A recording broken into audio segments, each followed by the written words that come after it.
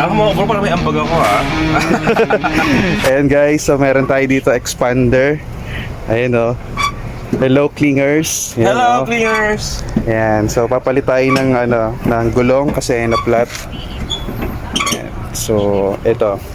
Pag dito paano magpalit ng gulong, spare tire. Ako po pala yung assistant ni Boss Jonathan. Mahal lang talent niyan.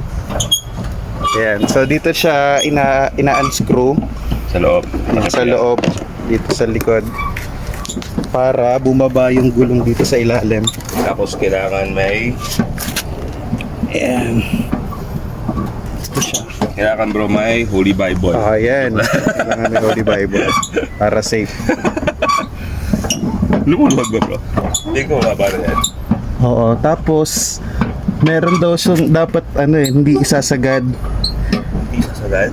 Oo, kasi mas mahirap daw siyang ibalik pagka natanggal sa thread.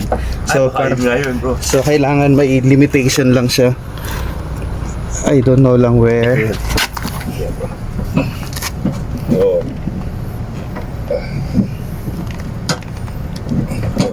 Ano pa? Mataas pa. Ah, okay. So, nakasabit siya din. So, kailangan talagang pa dito. Ikutin pa. Oo, kailangan pa yan.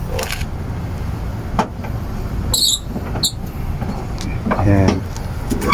So, ang galing ng OJT ko, no? Tama ba sir? Sabihin mo sir pag may mali po sir ha? Yeah, medyo Makapasa ako sir eh. Yeah. Ayan nata.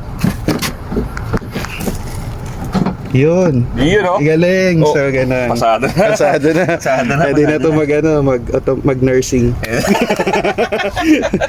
Ayan. So, ganun lang guys. Dito lang. I-unscrew nyo lang siya dito. Luluwagan Pero nyo hindi siya. sasagad kasi hindi pwedeng matanggal no? Yes. Matanggal yun no? Hindi pwedeng isagad. Tapos Kailangan yung hook naka-hook lang siya dito. Ito. Naka-hook lang siya. Nakasabit lang to. So, ganun lang pagtanggal ng spare tire ng expander Mitsubishi. And guys,